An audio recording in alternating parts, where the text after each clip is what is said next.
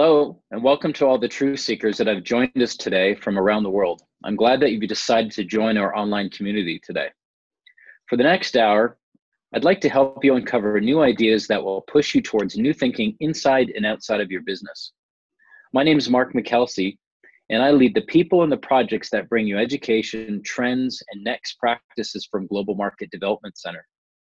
This Infocast aspires to make your lunch hour profitable by demonstrating just how the curiosity and the power of the consumer must be at the center of your strategy. In other words, the way you've done things in the past is not the way your future success will happen.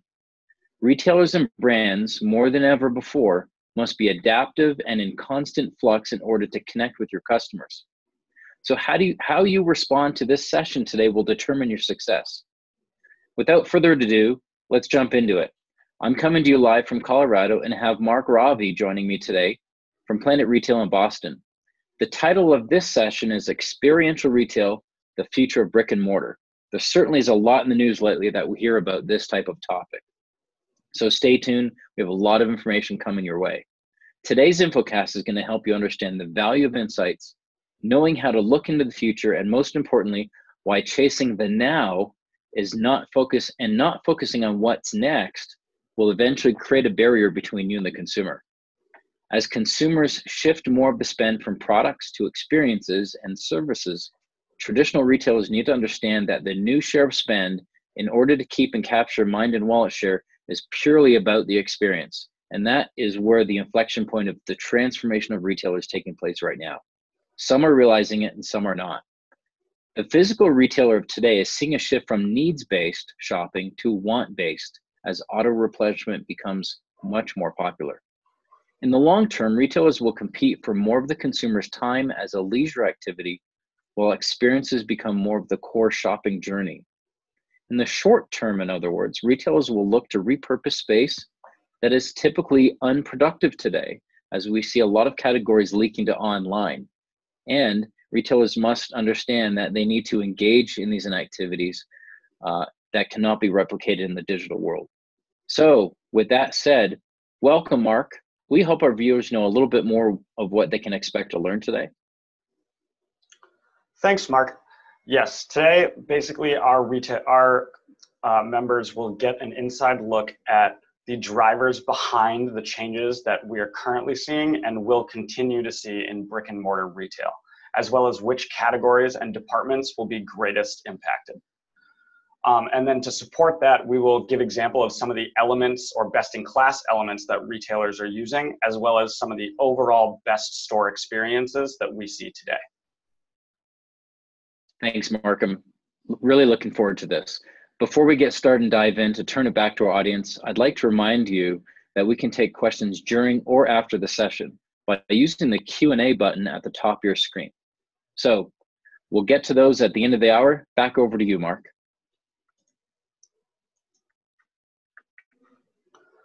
Thanks, Mark.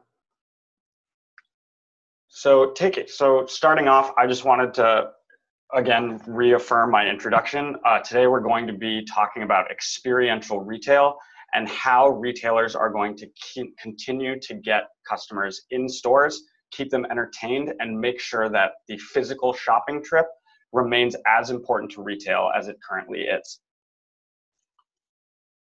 For those of you that have seen a presentation from PlanetRetail before, PlanetRetail RNG before, you'll be somewhat familiar with our framework of the STEIP drivers. We examine drivers within 5 major categories, as you can see here: society, technology, economy, industry, and policy.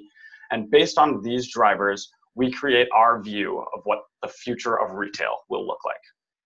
Based on this future view, we've outlined 4 winning strategies involving e-commerce and digital ecosystem, supply chain and fulfillment, shopper engagement and retention, and store of the future.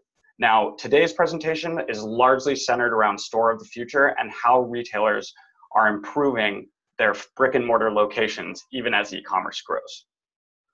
So before diving right into these strategies, it's important to know why these strategies are the key strategies moving forward. So e-commerce is disrupting retail across all categories, And now, while it might not be completely equal, every category needs to start thinking, once sales start shifting online, and once that acceleration comes, how can we continue to make the brick and mortar store relevant? And that's a big piece for the group, for a lot of these companies. So as we continue to evaluate the growth of e-commerce and understand what the physical store will play, it's important to note that the physical store is facing pressure more than it ever has. So I've already mentioned the growth of e-commerce, but there are also societal shifts that also play a big role in this. So a lot of that is there's weakening demand for discretionary purchases, meaning we actually, current consumers are more likely to spend their money on experience instead of things. So rather than buying the newest item, they'd rather spend that on this limited experience that lives even longer now that social media is so popular.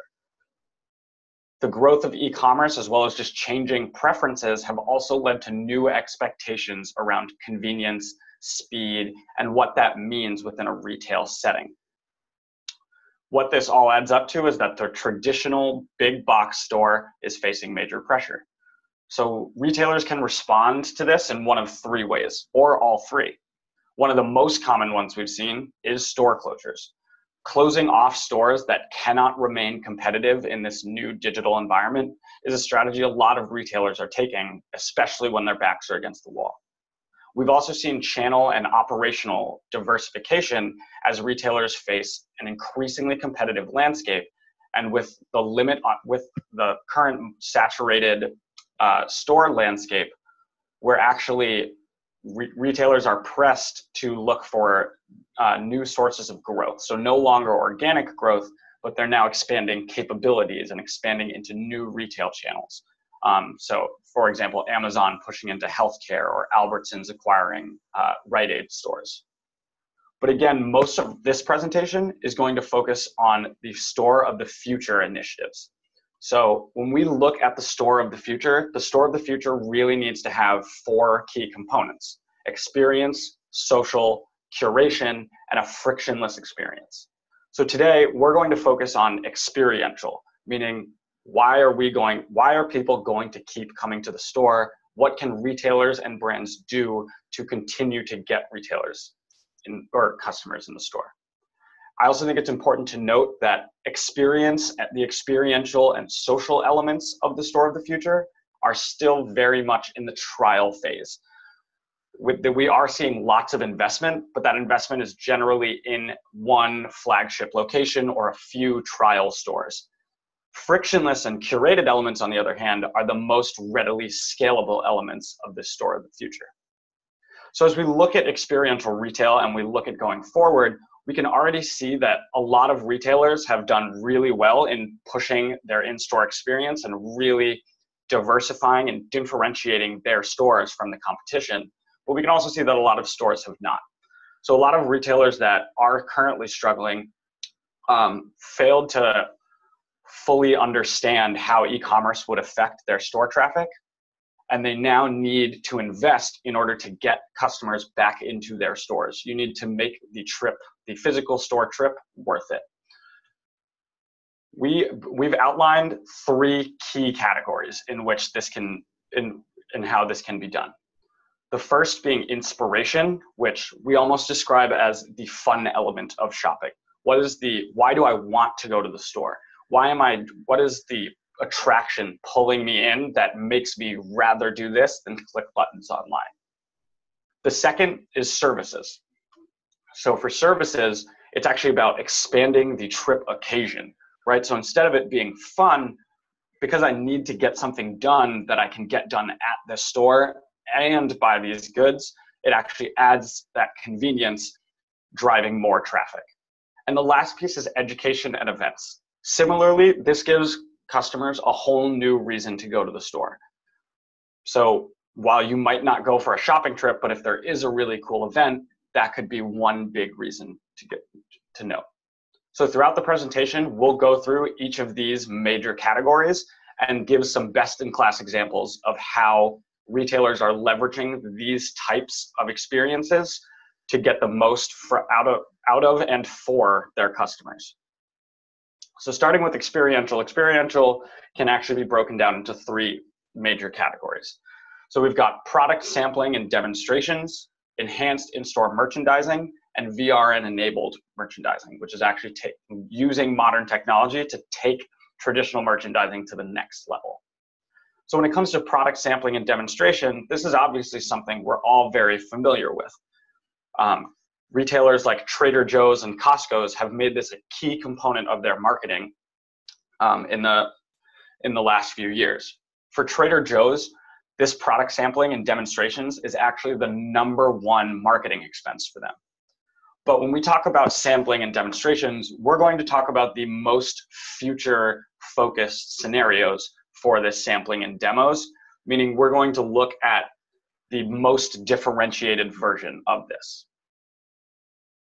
So when we look at retailers trying to create an experience around product demonstrations and product trials, some of the best examples we've seen have come from a fairly wide range of categories, but are still more to do with general merchandise categories than we're seeing in the perishables and more food relevant channels. One of my favorite examples is by Nike, where they have these trial zones. So if a customer goes in and wants to learn what is the best basketball shoe I can buy, or what is the best soccer cleat to get, they can actually go try on the shoe, use it in the court, use it in a game-like situation to try to understand if that's the cleat or the shoe for them.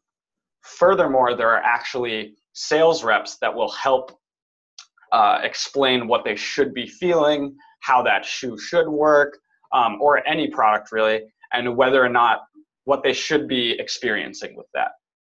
Personally, this is one of my favorite examples because as someone who played soccer growing up, it was always really annoying to never be able to, you walk into the store and you would try on the cleat, but it was very frustrating to never be able to really simulate what running in the cleats was like, or kicking a ball was like, until you'd go onto the field a week later and then find out you didn't really like the cleat. Similarly, Nordstrom Local, a kind of new concept store from Nordstrom that debuted in Los Angeles earlier this year, is an extremely inventory light, meaning they carry almost no inventory dedicated to the store. It's actually focused on the customer's experience. So customers will select a lot of clothes that they either want to buy or put on, or even just try out, and then they'll go to the store, and it almost has the feel of a bridal boutique, where it's an event. You go with friends, you try on clothes, and then you get feedback from them, as well as personal stylists and consultants there that make a whole day out of what used to be a fairly mundane shopping trip. The store also has a workspace, a bar, and a cafe to really create this feel that you would go there for any sort of reason beyond just getting beyond just shopping for clothes or kind of the traditional piece. Another really, really cool example is by Samsung. So Samsung's 837 store, it's a flagship store in New York City, and it doesn't operate as a retail store. Instead, it actually operates as basically an innovative trial center. So you get to try out the newest VR technology that isn't even available yet. And Samsung basically gets their customers really excited about the different ways technology can play a role in their life. What is the most futuristic scenario in which this happens? And then tie it back to, well, how does this affect me today? And again, these examples are really dedicated to flagship stores or more concept stores. As I mentioned, the Nordstrom Local, they're actually opening 2 more stores and plan for 2 more stores this year. But the trial zones by Nike and Samsung 837 are really meant to be standalone flagship stores. So when it comes to more experiential merchandising in physical stores, that is a more scalable piece. We're actually seeing brands work alongside retailers to reinvent category merchandising. So the Hershey's example is one of my favorite, where they worked with Target, and I believe they've worked with a few other retailers to really make the candy aisle a destination. And as a child, I always liked going into the candy aisle, but because it's a child's dream. You get to pick literally from your favorite things. It's so cool to see everything. And Hershey's is taking that even farther, making it feel like more of an amusement park and a big attraction that gets kids to pull their parents down that aisle because it looks so fun. And even walking down and not buying anything is more of an experience. Now, the Coca-Cola piece, on the other hand, is really what we would describe as an inspirational piece, where you get to try out new products by building your own six-pack and kind of really outlining this case where Coke is really promoting their different flavors, their different varieties. So Coke gets to show off their huge assortment, as well as really putting the product in consumers' hands and letting them try flavors and basically just products that they would have never thought to try for. So basically, these all drive engagement and give customers more of a reason to go to the store. And even beyond that, it gives brands a real advantage in drawing customers' eyeballs and attention to their category within a store. So as we've seen, though, this is something we've seen in a lot of locations, but we're now seeing the next evolution of this, which is leveraging technology to revamp this even more. So one of my favorite examples is the concept of a smart mirror, where one of the biggest pain points for a lot of consumers is trying on clothes and then taking it all off and then trying the next outfit. Smart mirrors allow you to basically just trial it with augmented reality on the mirror. And if you already know it's not going to look that great, you don't even have to bother trying it on in person. Furthermore, the Smart Mirror by H&M will actually make suggestions for you based on previous things you wanted to try on, or just questions that you can just answer. Secondly, we've got this VR store in Russia by Alibaba. And I think VR is one of the capabilities that really allows brands and retailers to think outside the box when it comes to merchandising. So you can do things in VR that you can't do in real life. You can make a bag come up and display its price, and you can even have a demo built in a little bit easier than you could in a physical store. The other piece that I think is really cool, and another category where this is super relevant, is home. So understanding how IKEA can build your kitchen and what are the different options, and being able to feel like you're walking through the store or walking through the kitchen, and really understanding, oh, this is why I would get this in my kitchen, I wouldn't need this in my kitchen, makes everything a lot more tangible for the consumer. So at the end of the day, if you have services like these in your stores and it's the only place you can get them, consumers will feel pressured to go in store. We've also seen brands in particular work with retailers on a one-to-one basis. So Hershey is actually working with GoPuff to do some VR merchandising there as well. And that's a really interesting way to look at a big brand like Hershey working with a smaller intermediary app, GoPuff, which facilitates faster online delivery of food and certain goods at any time. And it's interesting to see how this technology can be leveraged.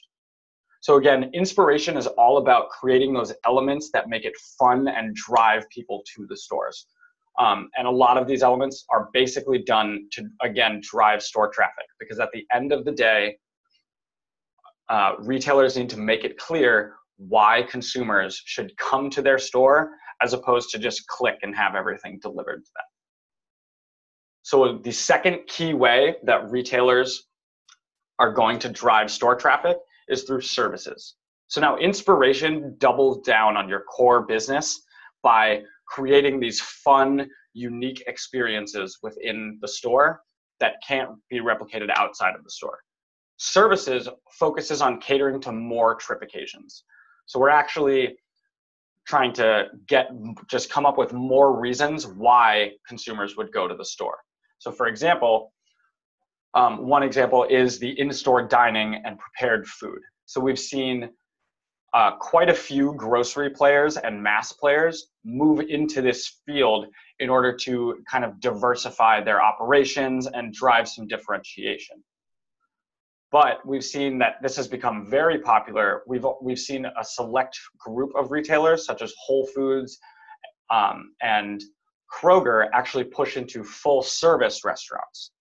So understanding what your customers are looking for in a store experience and building off that can be super helpful. So those same retailers have then are now pushing into the healthcare space even stronger.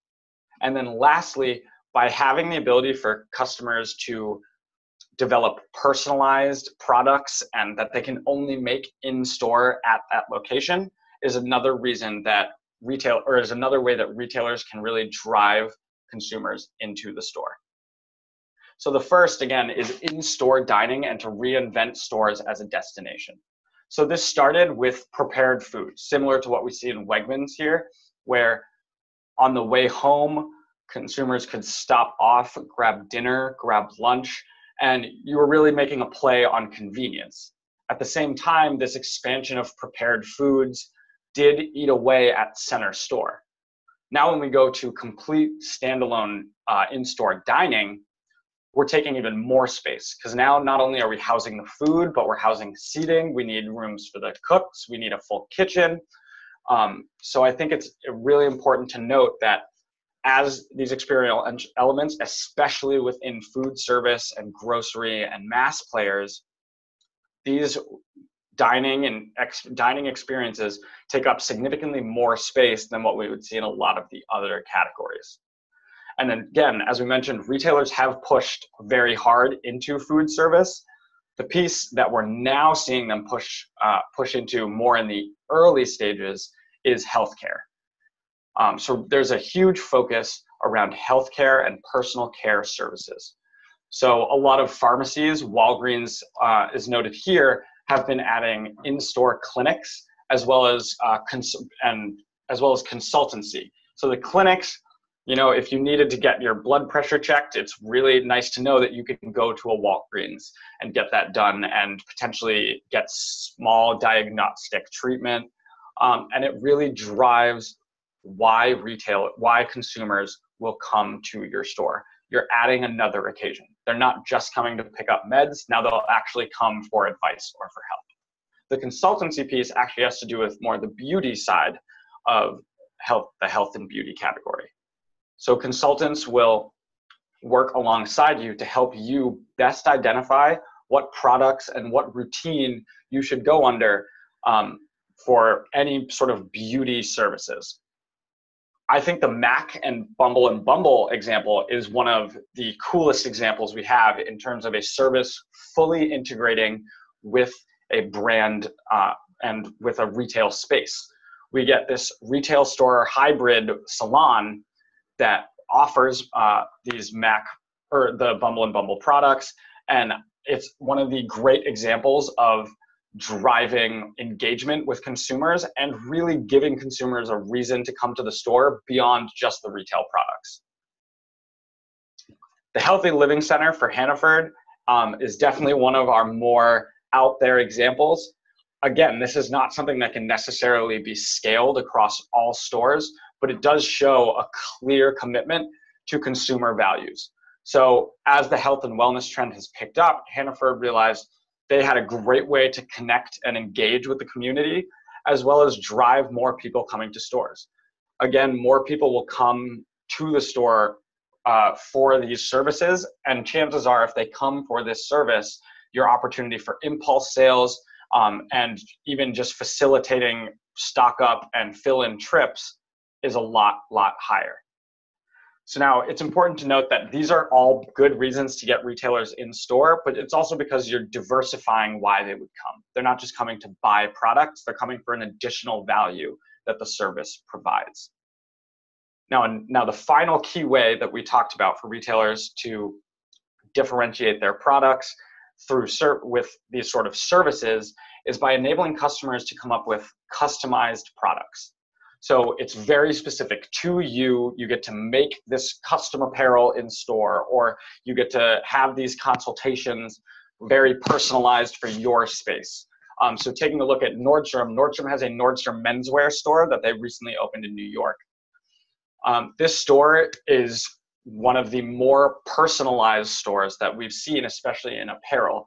It involves a custom tailor, it involves custom tie making, basically a lot of custom apparel that you really can't find anywhere else. So at the end of the day, if you want your custom Levi's jeans, you have to go to this Nordstrom menswear store.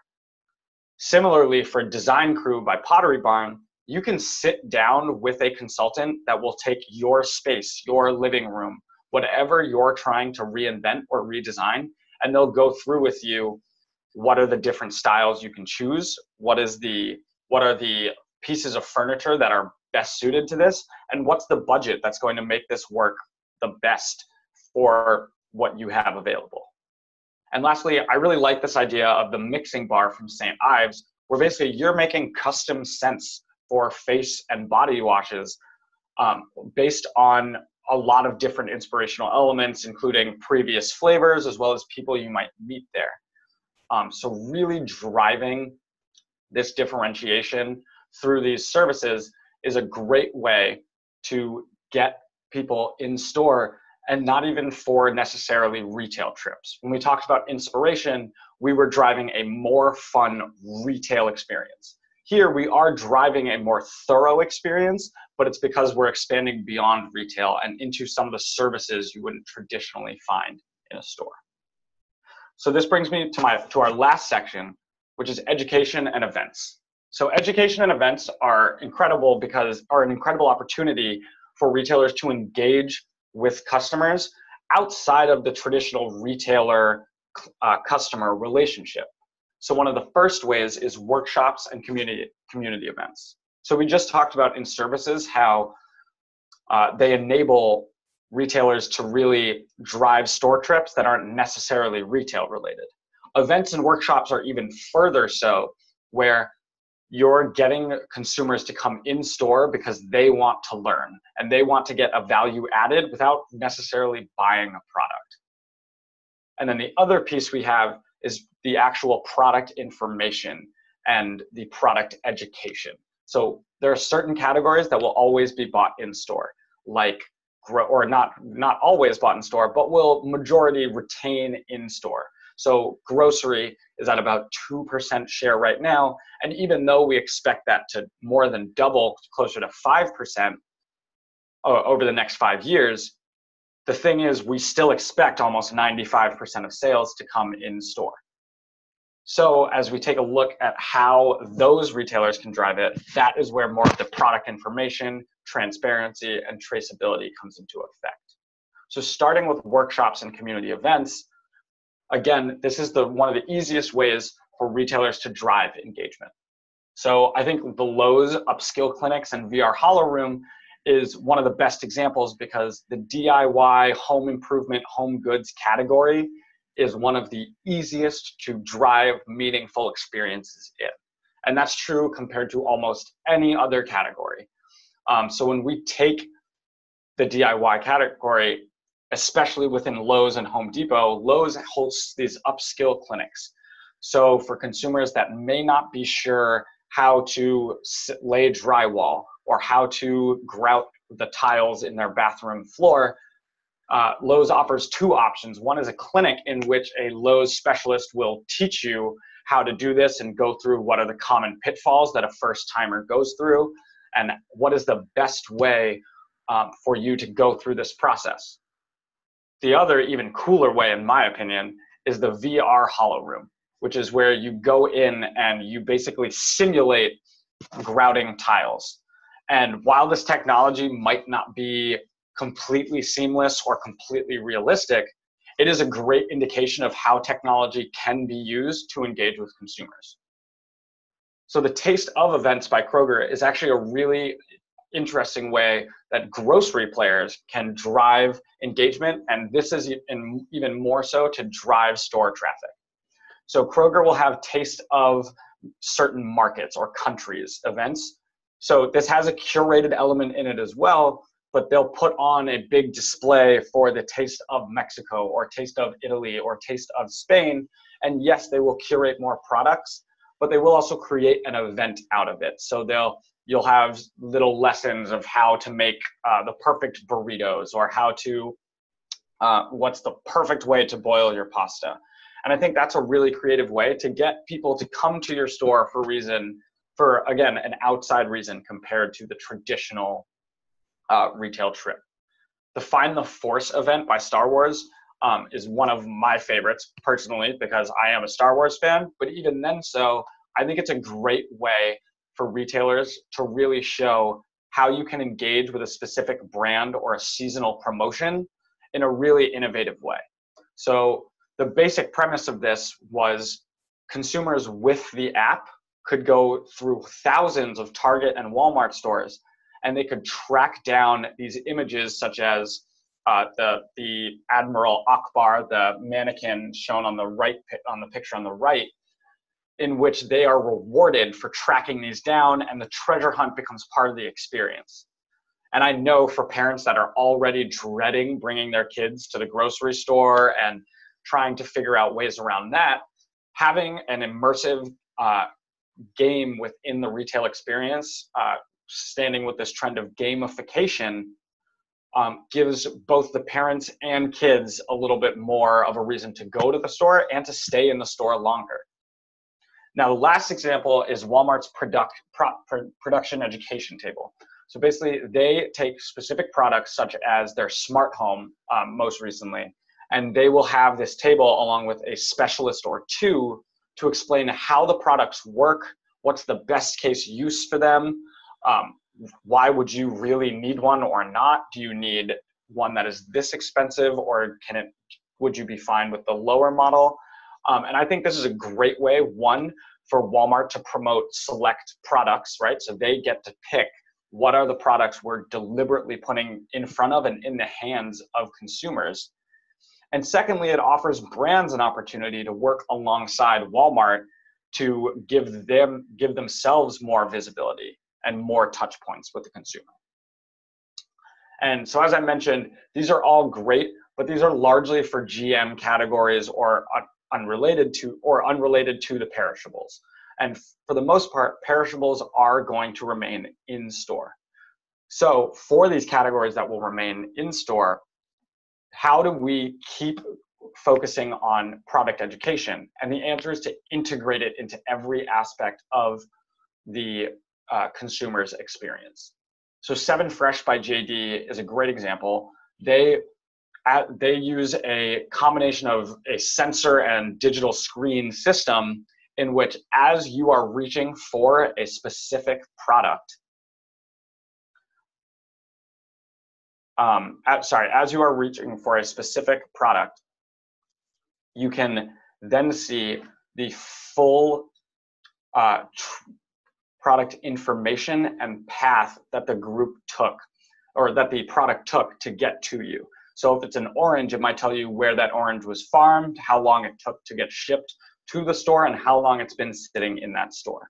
And that really adds to your experience, because you get to know that much more about your product and be that much more secure in your product choice.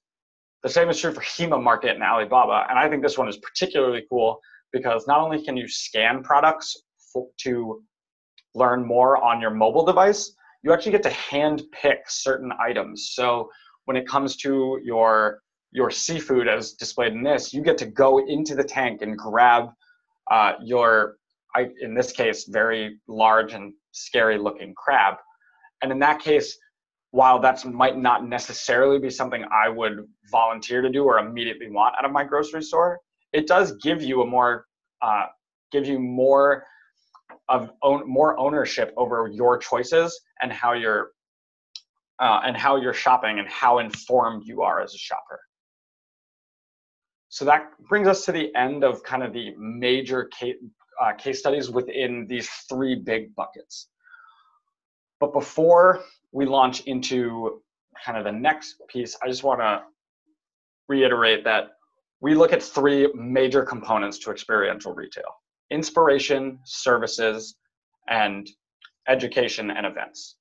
So now we're going to take a look at some of the field leading brands and retailers that best combine these elements to best meet the demands of their customer and their category. So as I mentioned earlier, Nordstrom Local is one of the best examples we have of an apparel retailer really catering to what consumers are looking for in their store.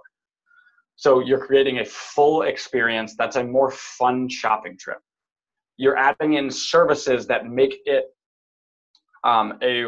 really a destination for a multitude of reasons. There's a tailor, there is a shoe repair, right? Cobbler or shoe repair men, as well as the ability to just pick up online orders. So if, let's say, your occasion is just to order online, pick it up in store, that's solid, or that's one of the most common, one of the biggest trip occasions that this Nordstrom store is for.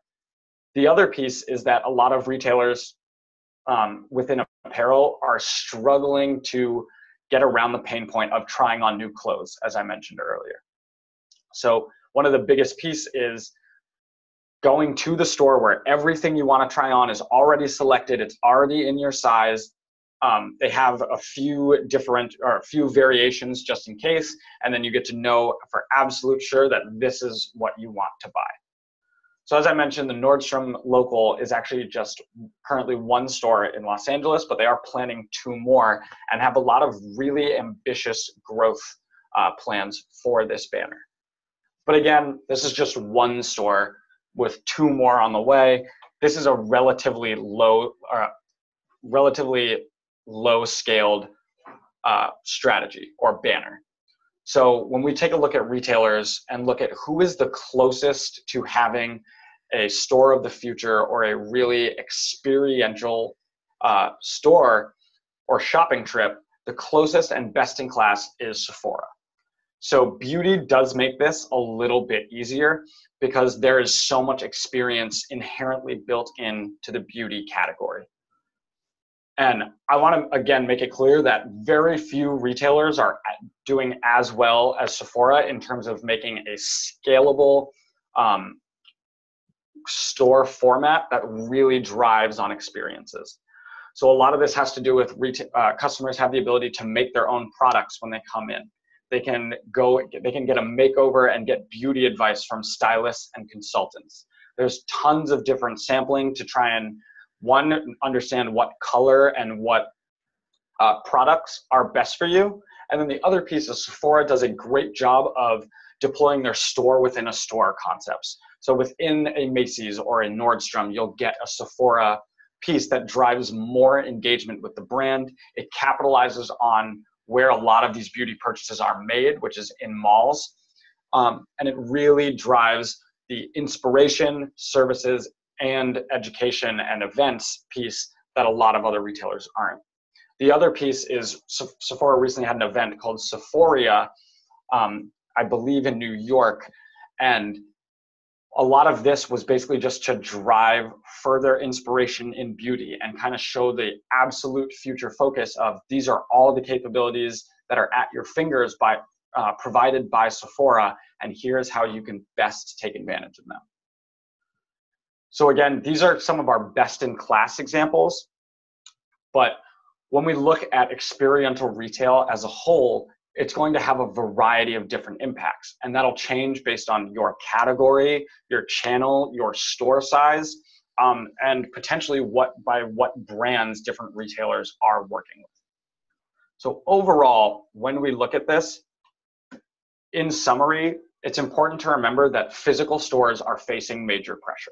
We need to create, or retailers need to differentiate themselves and drive store traffic in any way possible, because increasingly sales will shift online and traffic will shift out of stores.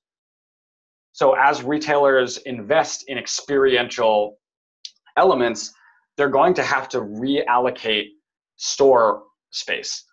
The biggest being that the perimeter categories are actually going to gain space for these experiential elements while the center store will shrink. So eventually, only categories that can be differentiated or truly differentiated with an experience will retain in-store shelf space. The rest of them will shift online. And that's not to say that everything will shift online. So for example, certain staples will be there, but less space will be dedicated to those categories if you cannot drive a traffic building and increasing experience around them. And that really applies to a lot of our inspirational and events and workshops pieces. These take up a lot of space, especially within the retail space, because they need to be where the foot traffic is. So on the other hand, when we talk about services, services are a little bit more away from the traditional retail area, but while they might not have as big an impact on space because you can use back-end space and don't necessarily need to use the valuable front-end area, labor is going to be a huge component of this shift. So for services, the role of an associate will shift from manual labor to being part of this value-adding, higher skilled service provider. A beauty consultant needs to have more background knowledge than a general store associate. So as this becomes a greater trend and retailers try to roll out more and more of these experiential elements into their store network, retailers and brands have to reevaluate how they hire and their associates and the role of their associates going forward. They need to be more versed in specific brands and products in order to best help with demonstrations and products. When it comes to clinics being in stores, you may need associates that serve as both a clinician and a store associate. So understanding how that affects both the cost of labor and just your overall size of labor is going to be increasingly crucial moving forward. And then lastly, as we see merchandising really get influenced by brands and we see this increased competition even for just the attention within stores, retailers are going to increasingly rely on brand-led merchandising campaigns. So they're going to work together in order to best understand how they can create this truly differentiated experience for their consumers. And that's going to impact brands and retailers as they will have to reevaluate their trade spend and their marketing budget to understand that a lot of these experiential elements are a lot more capital intensive than some of the more traditional marketing techniques. So understanding the full impact of how experiential retail and diversifying your store format impacts your trade spend and your budget is going to be enormously important. And again, I just want to reiterate that when it comes down to it, experiential retail is about getting people into your stores. It's about driving a way to to engage with your consumers. So pushing forward, the main goal of any of these ideas is basically not necessarily to slow the shift of online sales slow the shift of sales to online platforms, but it's more to make sure that the store and the brick and mortar location still has a relevant place within the retail landscape and within the shopping journey. So again, the biggest piece is that retailers need to drive store traffic as e-commerce becomes bigger. It's going to grow almost 3 to 5 times faster than store-based, depending on the category. For categories like grocery, it can be almost 10 times faster. So understanding how the impact of e-commerce will negatively impact store traffic and knowing that experiential retail is one of the solutions retailers and brands will employ to get the store traffic back. So thank you very much, and I'd like to turn it over back to Mark. Well, thanks again, Mark, for your partnership in this area and working closely with the GMDC Education Leadership Council to deepen these kind of insight programs. We greatly appreciate your insights. We do have a couple questions coming through. Let me go ahead and get started on those. Mark, Carrie is asking, for which retail categories or channels is experiential retail the most relevant? That's a great question. One of the things that I would say is it's directly tied to how susceptible the category is to online share. So for certain categories like books or consumer electronics, where the e-commerce shift has already taken a majority of the share or is already clearly the dominant player, experiential retail is even more important. So for players like Best Buy and kind of the more, and even apparel too as well, where a lot of it is shifting online, understanding how to create an experience in those is a lot more important than, say, grocery or kind of the mass players, because there are still a lot of barriers to that online piece. That being said, looking into the future, those less susceptible online categories or the food relevant categories are also going to be the ones that go through the shift going forward. So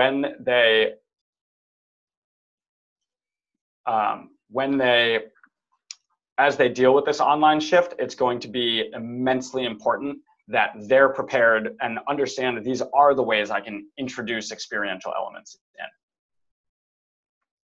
Got it.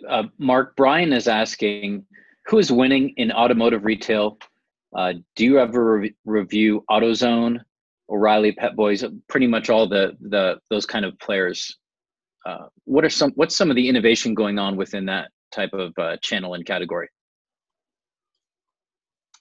So within auto, we've definitely seen a bigger shift. So in terms of the experiences, I would say it's somewhat similar to consumer electronics or apparel, where you need to drive value added to the store. So the big piece on that is you need to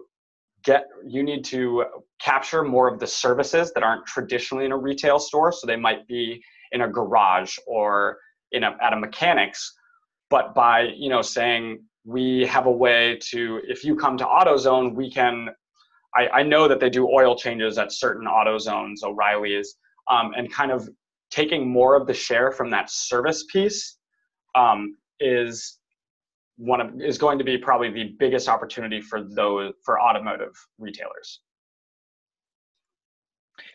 I have one more question. John is asking, Mark, what is the timeline in which we can expect to see experiential elements in all stores? How fast is that happening?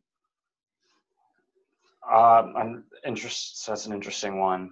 I would have to say that it again depends on the category. So for retailers such as Best Buy, and again, those retailers where we're already seeing the online shift, it needs to happen today.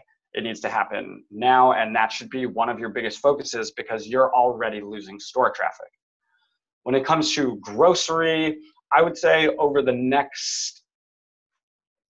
we'll see a more steady investment over the next 3 years, but we're more looking in the 3 to 5 year range of when this becomes a more standard practice and a more rolled out piece of the store base. Very good. Well, Mark, thanks again for hosting today's session. We look forward to it, and take care. And we'll see many more Planet Retail insights and many of the white papers that we produce in the future as well. Thank you. Thanks, Mark. If this is your first time experiencing a GMDC Infocast, I'd like to make sure that that you're aware that this session and all previous Infocasts can be viewed in the archive tab on gmdcconnect.org, along with the schedule to register for all future Infocasts. I'd also like to encourage you to get involved with GMDC and become a member. Today's Infocast is a small sample of what members have access to. GMDC is a business ecosystem that helps you connect, collaborate, create, and enable commerce in both the general merchandise and the health, beauty, wellness industry. For more information, please contact me at markm@gmdc.org, and I'd love to help you find opportunities to get your company exposed to high-profile executives and decision makers that can truly change your business. Thanks for joining us today. We hope the rest of your week is as productive as this last hour has been. Take care.